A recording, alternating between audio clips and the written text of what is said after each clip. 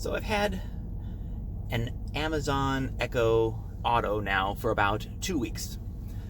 These are just coming out, and I assume by Christmas they'll be fully on the market. And I wanted to do a review on it just because it's so new, and it's been actually a pretty nice device to work with. So it's this little device. It's got the 2 Echo buttons that you're familiar with and a light in the front. It mounts to your ventilation system with this little piece that fits in your vents, and then is magnetically attached to the stand. And then this plugs into your, I guess, formerly known as a cigarette lighter, a power outlet, and it's got 2 USB outs. So if you want to, you can charge your phone from the same one. And then it will connect to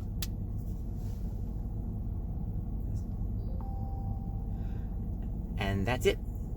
Now you've got a full Amazon Echo device in your car. So far, it's been great.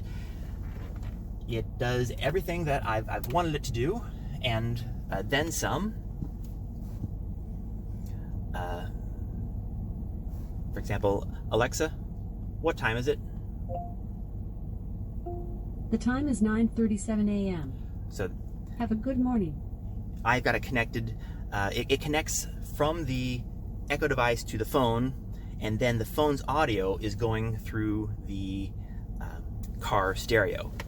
I found that if I want, I can wear Bluetooth headphones, and it will pump into the headphones. I can turn off the audio.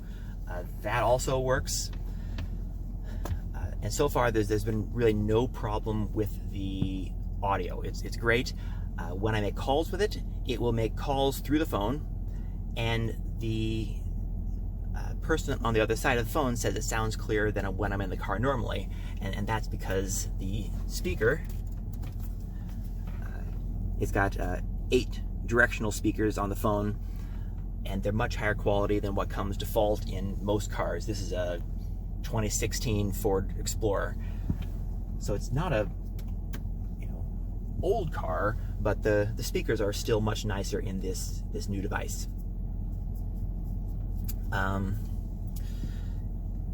It does not seem to be sending Amazon messages. When I use the message, it sends it as an SMS message, which is kind of interesting. It sends it as an SMS through the phone, and that means that I can also send it to people that don't have Amazon devices. And that's nice. And it sends both a text, and it also sends a little audio file. So that's nice. It does function as a navigator, but only in as much as it will open your Google Maps and run the navigation from the phone through the speakers. And I would demonstrate that here, except that when you do that, it shuts off the camera. But you should just know that it works pretty much seamlessly. The reason that I'm excited about this is whenever I get in the car to drive, for example, going to work, I get a long list of to-do items. When I get to work, I need to do XYZ, and it's got that built in. Alexa, add to my calendar. Sure. What day and time? Today at 6:30 p.m. On what day? Today. And what's the name of the event? Upload video. I'll schedule upload video today at 6:30 p.m. Okay? Okay. Okay, I've added that. Alexa, add to my to-do list. What can I add for you? Edit video. You already have edit video on your to-do list. Would you like to add edit video again? No. It also will set reminders. So it'll set reminders, and it will have location-based reminders. So I can say, when I get to Walmart, remind me to buy milk. And it will do that. Alexa, when I get to Walmart, remind me to buy bread. Okay, Scott P. I'll remind you at Walmart Vision and Glasses.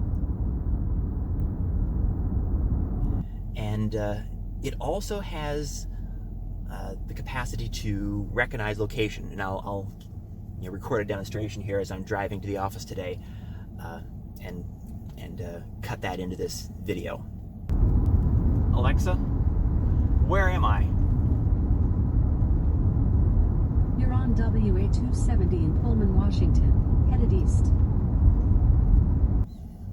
And lastly, it pretty much seamlessly works with the Amazon Amazon Music. Alexa, play Let's Make the Water Turn Black. Let's Make the Water Turn Black by Frank Zappa and the Mothers of Invention, starting now on Amazon Music. And with the Audibles. So you can access your Audible book while driving without digging in your phone. And that's a nice benefit. A lot of the applications before, I would be mostly hands-free, but occasionally, for example, if I wanted to change chapters in a book or something, I'd have to touch it. And now that's all taken care of with the device.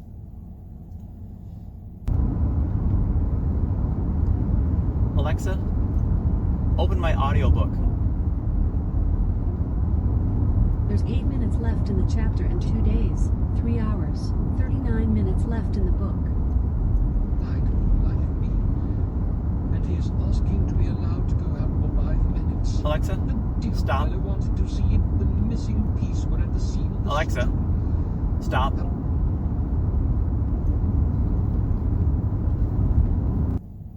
There's been, I don't know if I call them 2 issues, but they're features that do not work quite right. One is I found that unlike the sync built into the Ford, it will not stop the vents as you are speaking.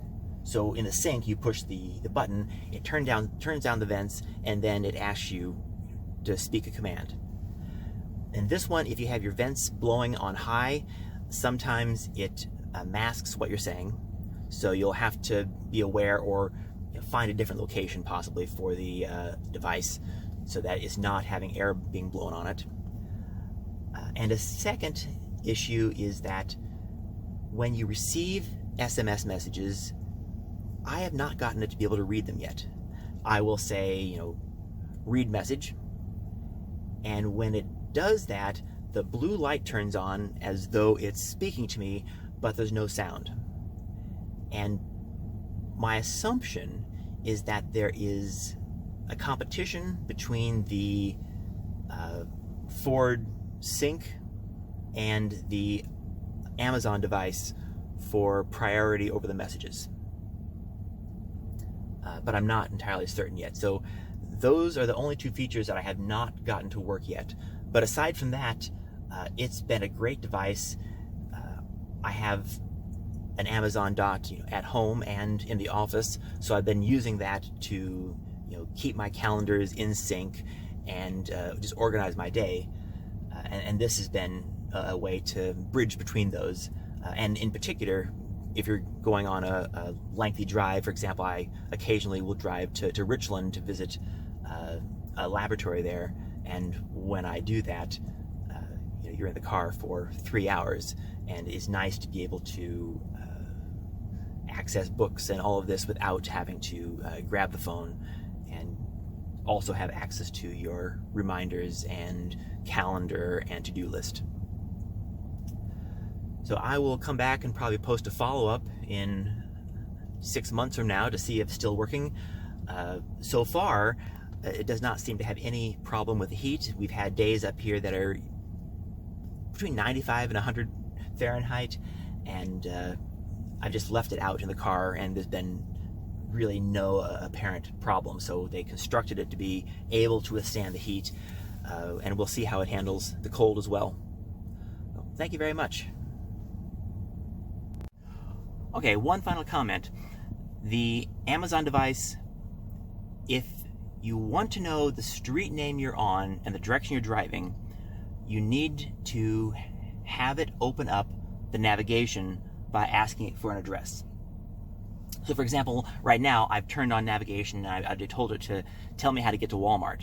And if I say, Alexa, where am I? You're at 180 Fairmount Drive in Pullman, Washington. It'll give me the address. And if I'm driving, it will tell me the direction I'm driving. So one final comment. The past week on and off, and in particular the past 2 days, I've been having a problem in which I will be away from the car, either in my house or my work, and while I'm talking on the phone, it will shout in my ear, unmute car stereo, or something along those lines. I don't remember the exact message, but this is a problem that I've seen other Echo Auto users report.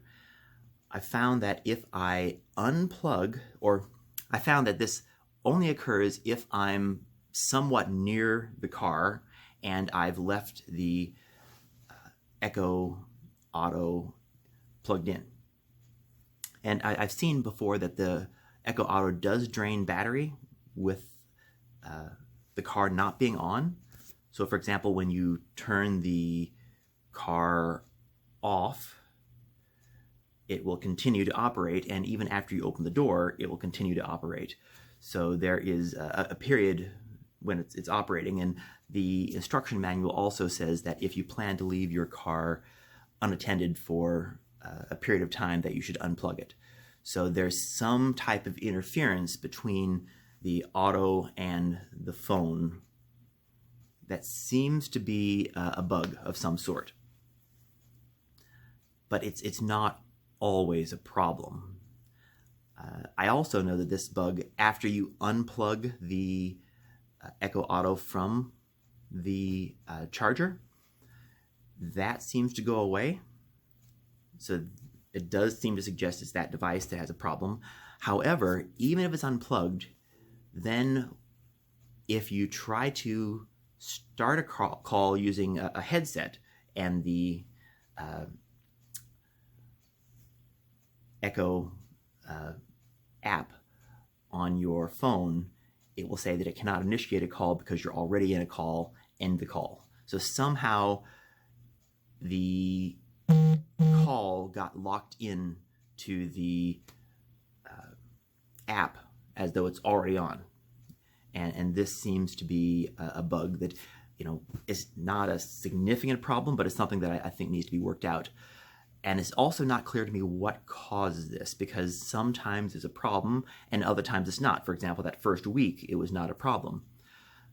But having said that, if I'm wearing headsets, Bluetooth headsets, as I walk into the car, when I start the car, then my phone is connected by Bluetooth to, and the phone is a Samsung S8 Plus. It's connected to the Ford/Microsoft Sync on the car. Is connected to my watch, which is a Samsung Galaxy. Is connected to the headset, which are SoundPeats, and is connected to the Echo Auto. So it could be any one of those that aren't playing well with each other. But nonetheless, I would say that this is the only significant bug that I found in the past 2 weeks of use. And I'm guessing that by the time that they release this product to the general public, which I assume is going to be around this Christmas, that's going to be worked out. So one final comment about the Amazon Echo Auto. I've got the Samsung S8 phone, and I recently enabled iris and password protection. And when I did that, there was a brief interruption in the connection to the Amazon Auto, because when you get in the car, you have to put the password in. And I had to go through a couple iterations of rebooting the Amazon Auto device and the phone to get this to work. But eventually, it came to the point that when you get in the car, you would have to put the password in or iris unlock the first time, and from then on, it just kept an automatic connection. One solution to that is to turn on the smart unlock feature of the phone, and with that, it seems to work fairly seamlessly. But it's just worth noting that if you, or when you do have the password protection or iris unlocking enabled, it may take a few attempts, and certainly I had to reboot both devices a couple times in order to make it work. So one final comment. The Amazon Echo Auto is data dependent, as are all Echo devices, meaning that if you drive out of range of signal, everything stops. So for example, yesterday I was driving through central Washington, and it was reading my audiobook, and when I went out of range, it quit reading. In contrast, I could load the audiobook through the Audible app and play it, and when I went out of signal, there was enough data available that I would just keep reading. But the Amazon device does not do that. So I've only had this happen once, and that is when driving through a region that I knew there was no signal. Aside from that, it really has not been a significant problem.